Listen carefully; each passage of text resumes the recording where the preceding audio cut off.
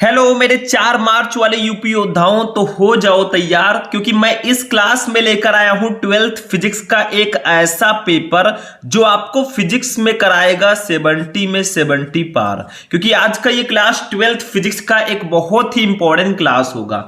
इस क्लास में हम लेकर आए हैं क्लास 12 फिजिक्स का एक वायरल पेपर। अगर आप भी 4 मार्च को फिजिक्स का पेपर देने जा रहे हैं तो इस वीडियो को शुरू से लेकर लास्ट तक देखकर जाना, क्योंकि ऐसे ही 4 मार्च को फिजिक्स का पेपर आएगा।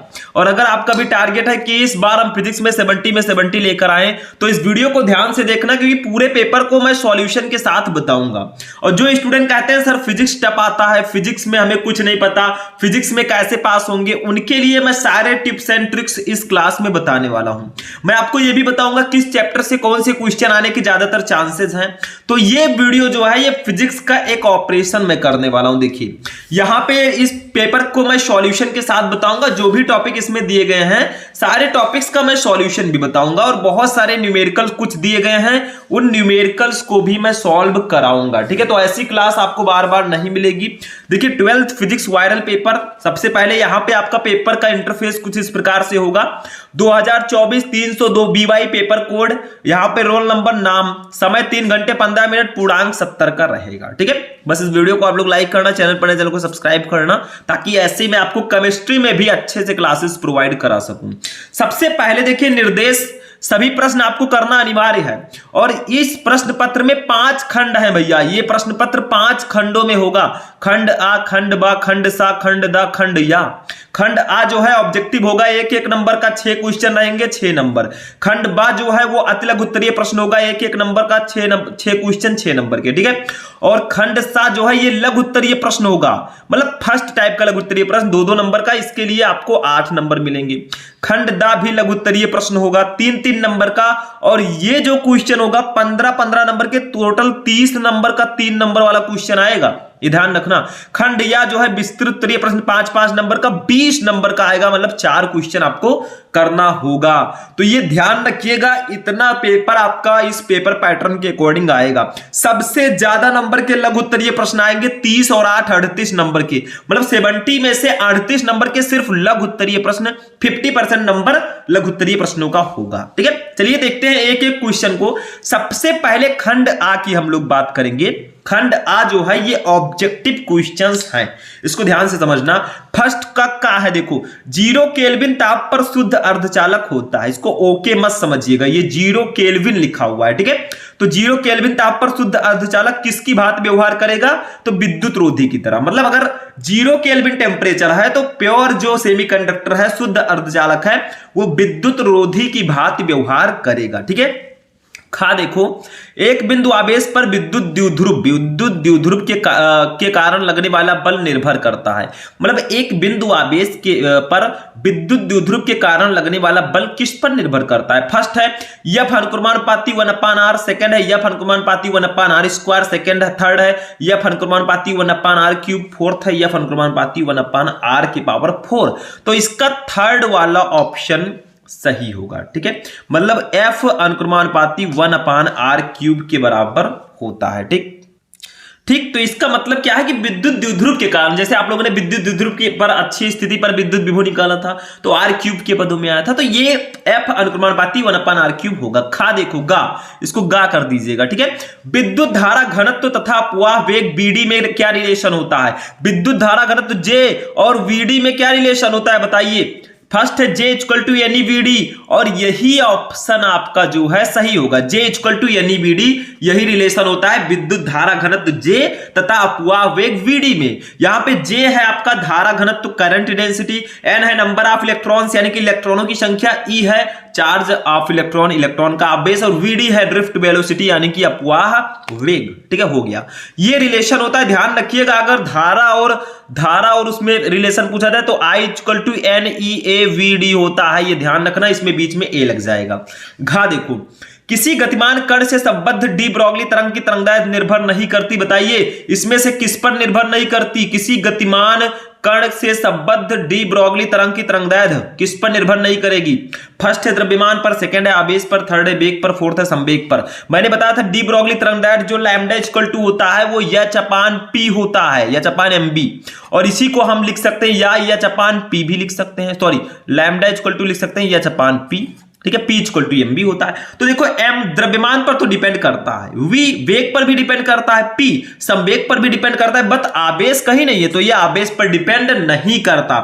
यहां पे पूछा गया है किसी गतिमान कण से संबद्ध डी ब्रोगली तरंग की तरंगदैर्ध्य किस पर निर्भर नहीं करती? तो वो चार्ज पर, आवेश पर निर्भर नहीं करती। फॉर्मूले के अकॉर्डिंग मैंने बता दिया। अंगा नंबर देखो, सूर्य की विकिरण ऊर्जा का स्रोत है, मतलब सूर्य की जो विकिरण ऊर्जा होती है इसका सोर्स क्या होता है, मेन स्रोत क्या होता है, ठीक है।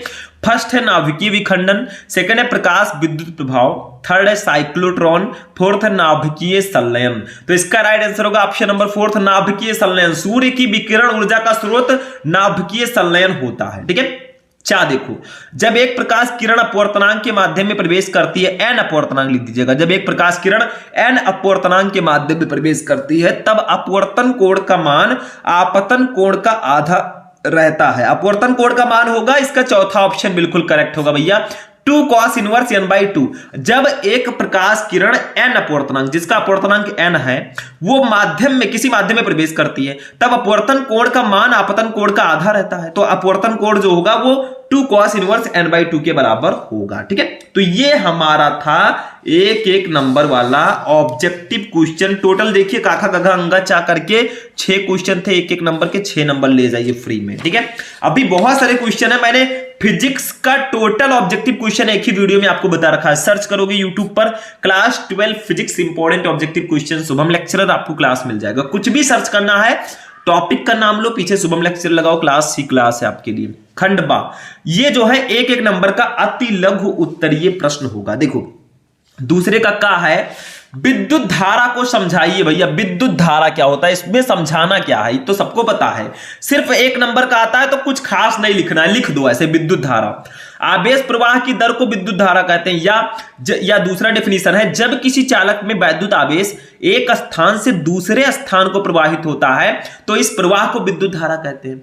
या तो आप आवेश प्रवाह की दर को विद्युत धारा कहते हैं, या फिर जब किसी चालक में वैद्युत आवेश एक स्थान से दूसरे स्थान को प्रवाहित होता है तो इस प्रवाह को विद्युत धारा कहते हैं। इसका फॉर्मूला बहुत सिंपल सा है, इसको किससे डिनोट करते हैं बताइए? इसे आई से डिनोट करते हैं, ऐसे लिख दो सीधा सीधा, इसे आई से प्रदर्शित करते हैं। किससे? Small I. ये सब तो छोटी छोटी चीजें हैं, हाई स्कूल से ही आप पढ़ते आ रहे हैं। आई से प्रदर्शित करते हैं, आई से प्रदर्शित करते हैं, ठीक है। अब फॉर्मूला क्या होगा, मैंने आपको ऊपर बताया अभी कि आवेश प्रवाह की दर को विद्युत धारा कहते हैं, तो फॉर्मूला होगा आई इक्वल टू आवेश क्यू होगा अपान टी होगा, यानी कि आवेश प्रवाह की दर को ही विद्युत धारा कहते हैं, तो I equal to Q upon T. मात्रक थोड़ा सा लिख देना ऐसे हेडिंग डाल के, कुछ छोटा सा, ठीक है, मतलब 1 नंबर में आता है, कुछ खास नहीं, परिभाषा फॉर्मूला लिख दिया, बहुत है। मात्रक सिंपल सा है, कूलाम। क्यू है आवेश, आवेश का मात्रक कूलाम हो जाएगा प्रति, टी है समय, समय का मात्रक सेकंड, तो कूलाम प्रति सेकंड हो जाएगा, ठीक है। या एम्पियर भी बोलते हैं, एम्पियर भी कहते हैं, इसका मात्रक काफी फेमस यूनिट है, तो एम्पियर। बस हो गया, इतना ही लिखना है, 1 नंबर में इतना ही मिलेगा, ठीक है, ज्यादा नहीं। देख नेक्स्ट क्वेश्चन, किरचॉफ का धारा नियम लिखिए। 1 नंबर में अक्सर आता है किरचॉफ का नियम, 2 नंबर 3 नंबर 5 नंबर किस में आ जाए कोई भरोसा नहीं है, लेकिन 1 नंबर में आता है इस प्रकार से। किरचॉफ का धारा नियम लिखो, तो छोटा सा लिख दो, देखो कैसे लिखोगे।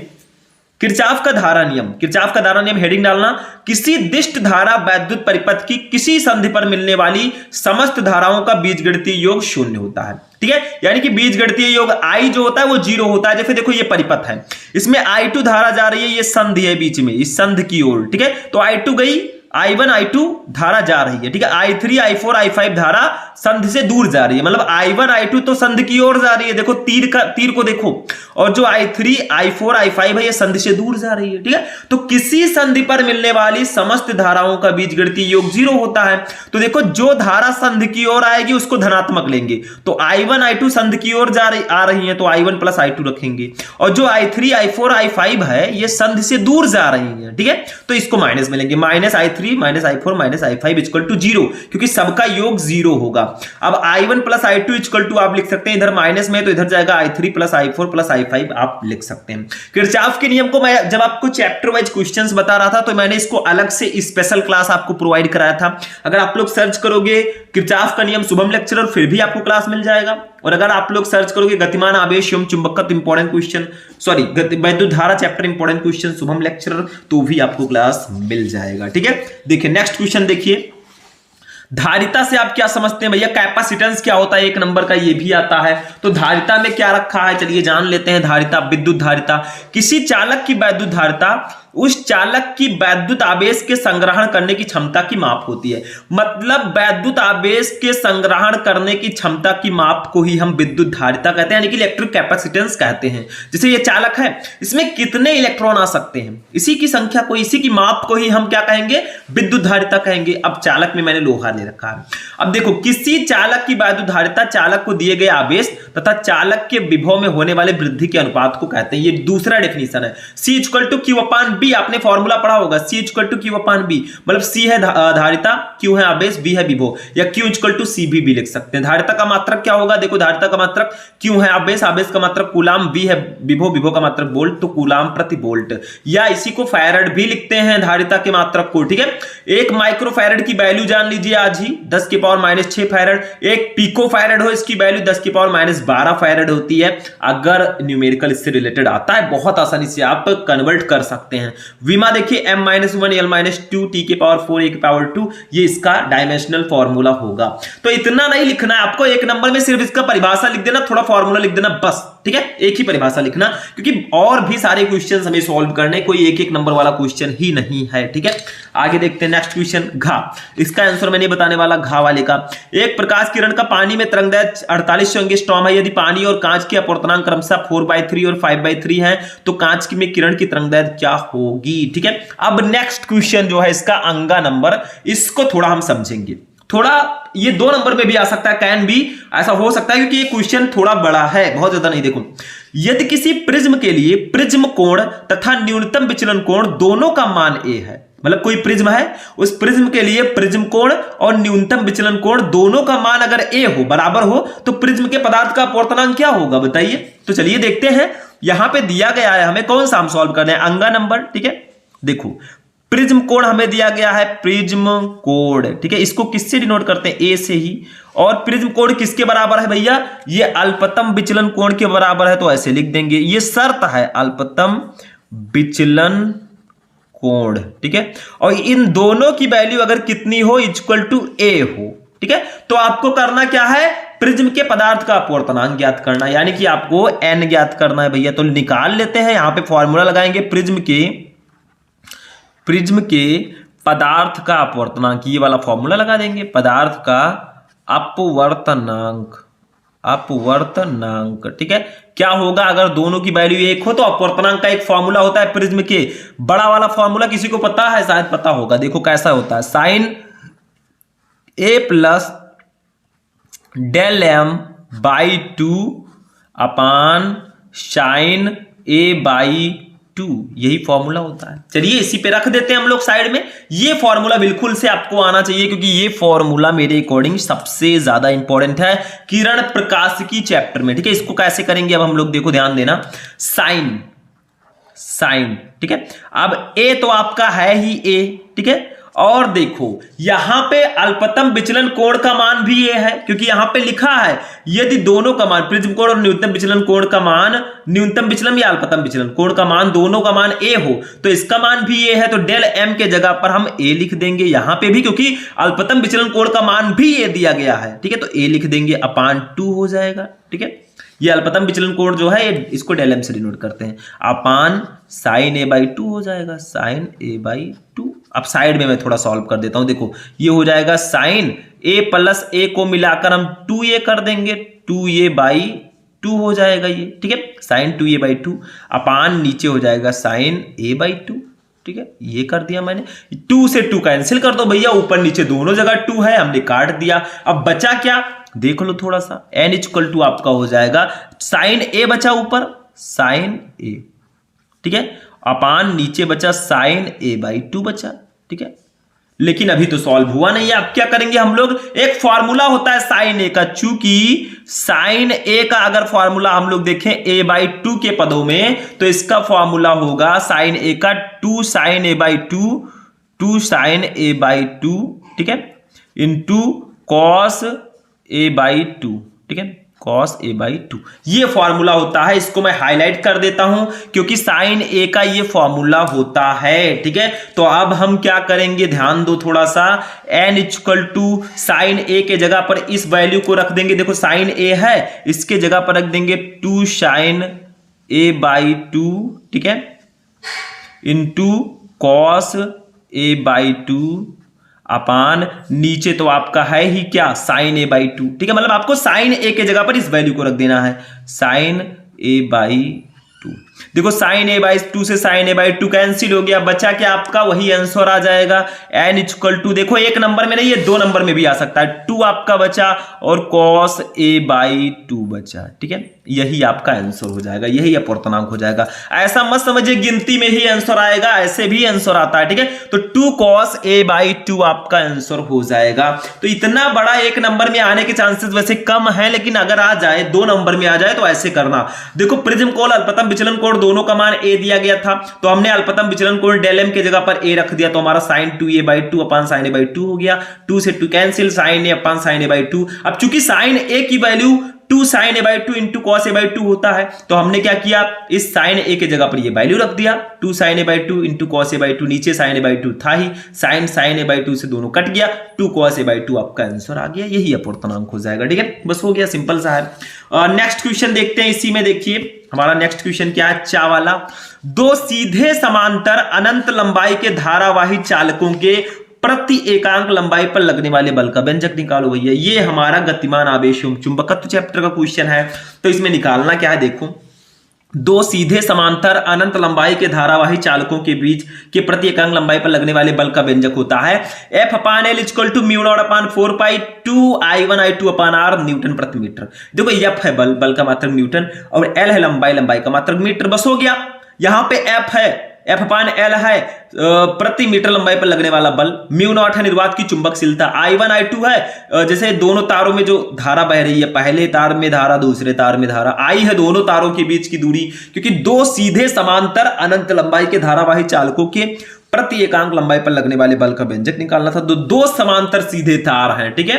तो एक का धारा जो है वो I1 है, एक है I2, दोनों तारों के बीच की दूरी R है, यही सब दिया गया क्या इसमें, ठीक है। हो गया, ये भी क्वेश्चन हमारा हो चुका है, ठीक है। नेक्स्ट क्वेश्चन देखिए, ये देखिए 1-1 नंबर वाले 6 क्वेश्चन आपके थे, 1-1 नंबर में 6 नंबर इसका कंप्लीट। अब खंड सा पे आते हैं, इसका भी मैं सॉल्यूशन दूंगा, टेंशन मत लेना। देखो क्वेश्चन क्या है, ध्यान से पढ़ना। तीसरे का एक अनंत लंबाई के एक समान आवेशित सीधे तार का रैखिक आवेश घनत्व 10 × 10⁻⁸ कूलाम प्रति मीटर है। यह रेखीय आवेश घनत्व दिया गया है। तार से 2 सेंटीमीटर दूर उत्पन्न विद्युत क्षेत्र की तीव्रता ज्ञात कीजिए।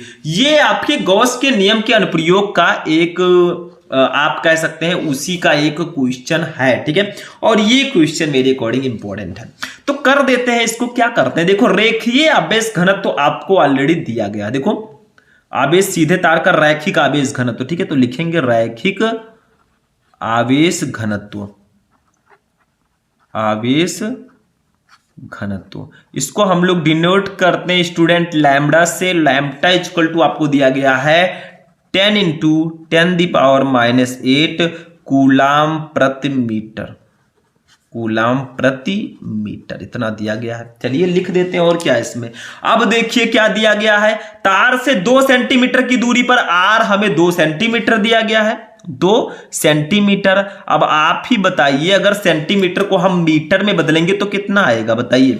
ये आएगा 2 × 10⁻⁻2 मीटर आएगा, अगर इसको हम मीटर में बदलें। अब आप लोग कहेंगे सर जी कैसे आएगा, ये भी बता दीजिए। देखो अगर आपको सेंटीमीटर को मीटर में बदलना है, देखो तो आपको पता है 100 सेंटीमीटर इक्वल टू 1 मीटर होता है, ठीक है। अब 2 सेंटीमीटर को मीटर में बदलना है तो 2 को 100 से भाग देना होगा, ठीक है। अब 100 से भाग दोगे तो 2/10⁻², इसको लिख देंगे 100 को। अब इसको ऊपर ले जाएंगे तो 2×10⁻², मीटर ही तो होगा। तो अगर आपको सेंटीमीटर को मीटर में बदलना है तो जिसको सेंटीमीटर को बदलना है उससे 100 से डिवाइड कर दो, काम खत्म। ये हमारा आ गया, ठीक, बस हो गया। अब देखिए हमें निकालना क्या है, हमें निकालना है विद्युत क्षेत्र की तीव्रता E, ठीक है। क्या लिखा है देखो ऊपर क्वेश्चन में कि तार से 2 सेंटीमीटर दूर उत्पन्न विद्युत क्षेत्र की तीव्रता ज्ञात कीजिए। तो अब हम लिखेंगे यहां पे, ठीक है। एक फॉर्मूला होता है, देख लो यहां पे, अनंत लंबाई के रेखीय आवेश के कारण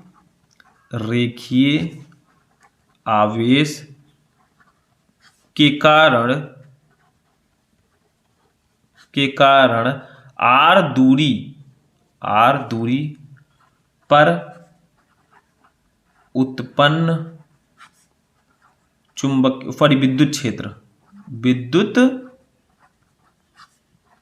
क्षेत्र की तीव्रता, ठीक है। बस वही फॉर्मूला लगा देंगे, मतलब अनंत लंबाई के रेखीय आवेश के कारण r दूरी पर उत्पन्न विद्युत क्षेत्र की तीव्रता का एक फॉर्मूला होता है। वो फॉर्मूला है इसका फॉर्मूला होता है λ/2πε0r। ये फॉर्मूला होता है अनंत लंबाई के रेखीय आवेश के कारण r दूरी पर उत्पन्न विद्युत क्षेत्र की तीव्रता का फॉर्मूला। लेकिन यहां पे एक चीज आपको और समझना, देखो इसको इस प्रकार से भी हमने लिखा था जब मैंने आपको डेरिवेट कराया था, 1/4πε0 इंटू 1/4πε0 इंटू 2λ/r। मतलब मैंने किया क्या है, देखो ऊपर 2 से गुणा, नीचे 2 से गुणा कर दिया। ऊपर किया तो 2λ हो गया, नीचे किया तो 2πε0 जो था वो 4πε0 हो गया। बस 2 से गुणा कर दिया था मैंने, ठीक है। तो इसी फॉर्मूले को हम इस प्रकार से भी लिख सकते हैं, नो प्रॉब्लम। थोड़ा इजीली सॉल्व करना है तो ऐसे लिख देना जैसा मैंने लिखा है। 1/4πε0 की वैल्यू हमें पहले से ही पता है, 9 × 10⁹ होता है, ठीक है। इंटू 2 इंटू लैम्डा की वैल्यू कितनी है, देखो ध्यान दो, लैम्डा इक्वल टू 10 × 10⁻⁸ है, ठीक है। तो इसको लिख देंगे 10 × 10⁻⁸ अपान r की वैल्यू कितनी है, ये देखो 2 × 10⁻², तो इसको लिख देंगे 2 × 10⁻²। देखो 2 से 2 कैंसिल, हमने कर दिया कैंसिल, ठीक है। बचा क्या, देखो ध्यान से, E = 9 × 10⁻9 इंटू, देखो ये आपका 10 है और ये 10⁻⁸ है, इसके ऊपर 1 मान सकते हैं, प्लस माइनस माइनस होगा तो 8 में से 1 चला जाएगा तो ये 10⁻⁷ बचेगा। आप चाहते तो यहां पे भी कर सकते थे, ऊपर भी देखो इसको 10⁻⁷ भी लिख सकते थे, ठीक है, नो प्रॉब्लम। अपान इंटू, देखो इंटू 10⁻⁻² है, ऊपर ले जाते हैं 10⁻+2 हो जाएगा, भाई माइनस था ऊपर गया प्लस हो गया।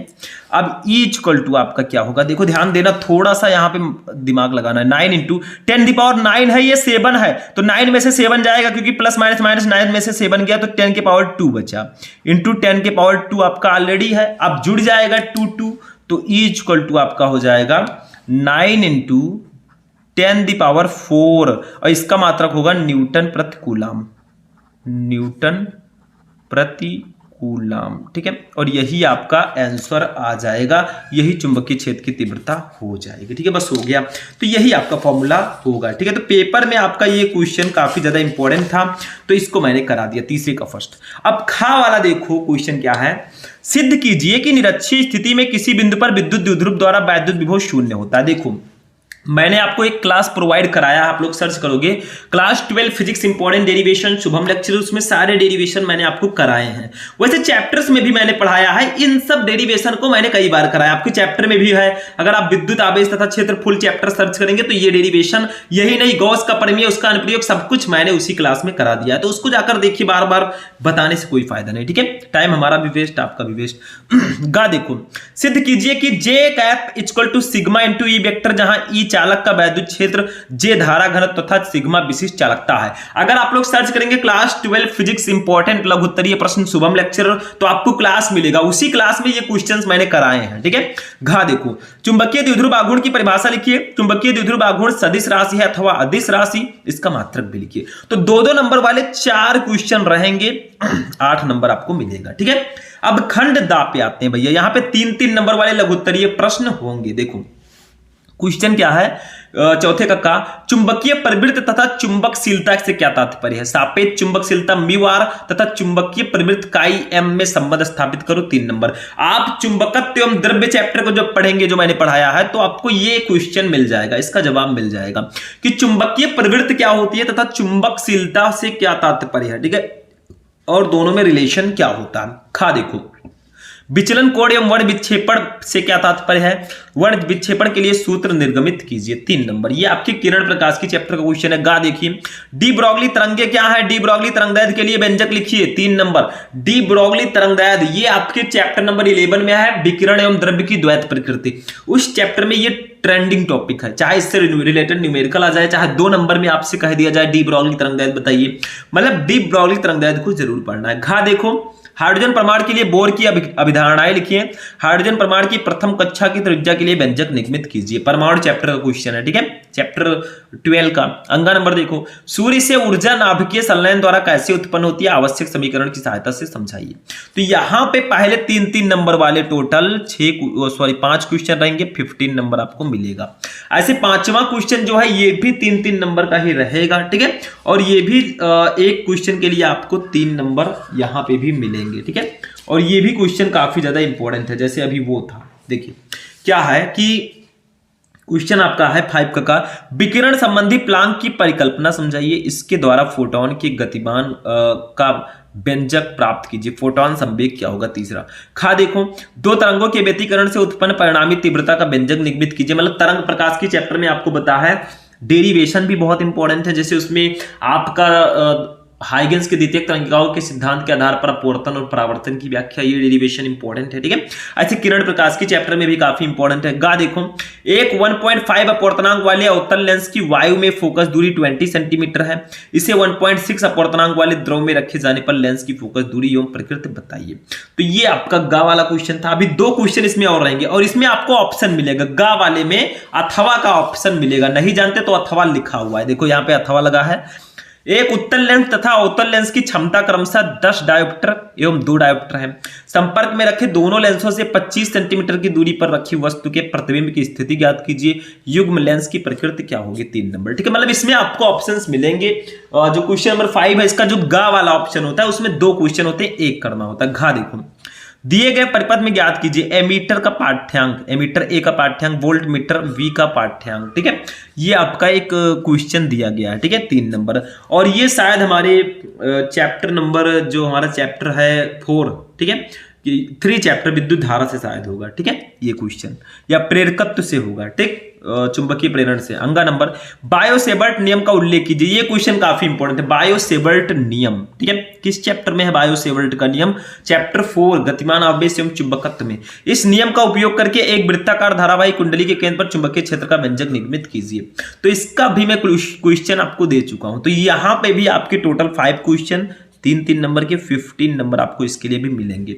यानी कि 30, 15, 15, 30 और 8 नंबर का जो लघुत्तरीय था, 38 नंबर के सिर्फ लघुत्तरीय प्रश्न आएंगे। मैंने स्टार्टिंग में भी बताया था। लास्ट खंड जो हमारा होगा ये विस्तृत उत्तरीय प्रश्नों का होगा। इसमें 20 नंबर आपको मिलेंगे, 4 क्वेश्चन करने होंगे, और इसमें हर एक क्वेश्चन में आपको ऑप्शन मिलेगा। मतलब एक क्वेश्चन, 2 क्वेश्चन रहेगा, एक करना होगा। देखो, सिद्ध कीजिए कि किसी बंद पृष्ठ से गुजरने वाला वैद्युत फ्लक्स फाई उस पृष्ठ द्वारा परिबद्ध कुल आवेश क्यू का 1/ε0 गुना होता है, जहां ε0 मुक्त आकाश की वैद्युतशीलता है। मतलब जो मैंने गॉस का प्रमेय बताया था, फाई इक्वल टू Q/ε0, उसी को प्रूफ करना है। ठीक है, गॉस का प्रमेय मैंने प्रूफ कराया है आपको। तो डेरिवेशन हमारे फर्स्ट चैप्टर से जरूर आने हैं, चाहे वो विस्तृत उत्तरीय प्रश्न में आए, चाहे लघु उत्तरीय प्रश्नों में आए। ऐसा नहीं हो सकता कि इस चैप्टर से ना आए। तो अच्छी स्थिति, निरक्षीय स्थिति, गॉस का प्रमेय, उसके अनुप्रयोग जरूर पढ़ लेना। अथवा लगा है, ये गॉस का अनुप्रयोग है। ठीक है, देखो, अनंत लंबाई के समान रूप से आवेशित सीधे तार के निकट वैद्युत क्षेत्र की तीव्रता का व्यंजक गॉस के प्रमेय की सहायता से प्राप्त कीजिए। 5 नंबर। दोनों में से कोई भी कर सकते हैं, दोनों एक ही चैप्टर का। 7 नंबर देखिए, फैराडे के विद्युत चुंबकीय प्रेरण का नियम लिखिए। चुंबकीय क्षेत्र का फ्लक्स समय के साथ समीकरण phi equal to AT square plus BT plus C weber के अनुसार परिवर्तन ज्ञात कीजिए। फर्स्ट है A, B तथा C के मात्रक ज्ञात कीजिए। सेकंड है यदि A equal to 0.3, B equal to 0.6 तथा C इक्वल टू 0.8 मात्रक हो तो T इक्वल टू 2 सेकंड पर प्रेरित विद्युत वाहक बल की गणना कीजिए। ठीक है, तो ये आप कर सकते हैं, या अथवा लगा है। अन्योन्य प्रेरकत्व की परिभाषा दीजिए। दो समाक्ष परिणयिकाओं के बीच अन्योन्य प्रेरकत्व का व्यंजक प्राप्त कीजिए। समीप रखी कुंडली के एक युग्म का अन्योन्य प्रेरकत्व 1.5 हेनरी है। यदि एक कुंडली में 0.5 सेकंड में धारा 0 से 20 एम्पियर तक परिवर्तित हो है तो दूसरी कुंडली में फेबद्ध चुंबकीय फ्लक्स में परिवर्तन ज्ञात कीजिए। दोनों क्वेश्चन एक ही चैप्टर का है, विद्युत चुंबकीय प्रेरण चैप्टर का। ठीक है, ये काफी इंपॉर्टेंट है चैप्टर। अब 8 नंबर क्वेश्चन देखिए, इसमें जो डेरिवेशन है ये हमारे सेकंड चैप्टर से आ गया है। समांतर प्लेट संधारित्र की धारिता के लिए व्यंजक का निगमन कीजिए। इसकी धारिता को कैसे बढ़ाया जा सकता है? देखिए हमारे सेकंड चैप्टर में भी समांतर प्लेट संधारित्र की धारिता और समांतर प्लेट संधारित्र की धारिता, ये उसके बीच आंशिक रूप से परावैद्युत पदार्थ रखा हो और अच्छी स्थिति पर विभव, निरक्षीय स्थिति पर विभव, ये सारे डेरिवेशन इंपॉर्टेंट है। अथवा लगा है। नेक्स्ट क्वेश्चन विद्युत धारा से होगा। देखो, मुक्त इलेक्ट्रॉनों के अनुगमन वेग से आप क्या समझते हैं? इलेक्ट्रॉन अनुगमन वेग के सिद्धांत द्वारा ओम के नियम का निगमन कीजिए। नियम का निगमन कीजिए 5 नंबर। ठीक है, तो ये दोनों क्वेश्चन इंपॉर्टेंट है, चाहे वो समांतर प्लेट संधारित्र की धारिता हो या अनुगमन वेग क्या होता है। ठीक है, ये इंपॉर्टेंट है। 9 नंबर, L लंबाई के एक तार को N फेरों की वृत्तीय कुंडली के रूप में मोड़कर एक चुंबकीय क्षेत्र B में लटकाते हैं। यदि कुंडली में I धारा प्रवाहित की जाए तब कुंडली पर कार्य करने वाले अधिकतम बल आघूर्ण का सूत्र ज्ञात कीजिए। 5 नंबर। अथवा पूर्ण आंतरिक परावर्तन से आप क्या समझते हैं? Total internal refraction. इसका उदाहरण आवश्यक शर्तों से समझाइए। ठीक है, इसकी आवश्यक शर्तों को समझाइए। तो इस प्रकार से क्वेश्चन रहेगा। इसमें कुछ क्वेश्चन थे जो शायद थोड़ा टफ थे, लेकिन ऐसा नहीं है कि पेपर टफ ही आएगा, डरिएगा बिल्कुल मत। ठीक है, क्वेश्चन कहीं कहीं दे दिया जाता है लेकिन पेपर आपका अच्छा रहेगा। तो यहाँ पे आपका पूरा फिजिक्स का पेपर था, मतलब आपका 6 नंबर का ऑब्जेक्टिव, 6 नंबर का आते लघु उत्तरीय प्रश्न, 8 नंबर का लघु उत्तरीय प्रश्न 2-2 नंबर वाला, फिर 15-15 नंबर के लघु उत्तरीय प्रश्न 2 बार थे, फिर 20 नंबर का विस्तृत उत्तरीय प्रश्न। टोटल जोड़े तो 6, 6, 12, 12, 8, 20, 20 और 15, 45, 20 और 15, 35, 35, 15, 50 और 20, 70 नंबर का पूरा पेपर आपका ऐसे ही होगा। ठीक है, तो ये था 12th फिजिक्स का एक वायरल पेपर। ऐसे ही पेपर इस बार आने वाला है, डरिएगा बिल्कुल मत। बहुत सारे क्वेश्चन है जो आपको ऑलरेडी पता होंगे। ठीक है, तो इसी तरह आपका फिजिक्स का पेपर रहेगा। ठीक, अब बाकी कुछ पेपर्स मैंने और बताए हैं, मैराथन क्लासेस भी मैंने आपको दी है, उन सबको जाकर देख लीजिएगा। ठीक है, तो आज का क्लास यहीं पर फिनिश होगा। फिर मिलेंगे हम लोग नेक्स्ट वीडियो में नेक्स्ट टॉपिक के साथ। तब तक के लिए जय हिंद।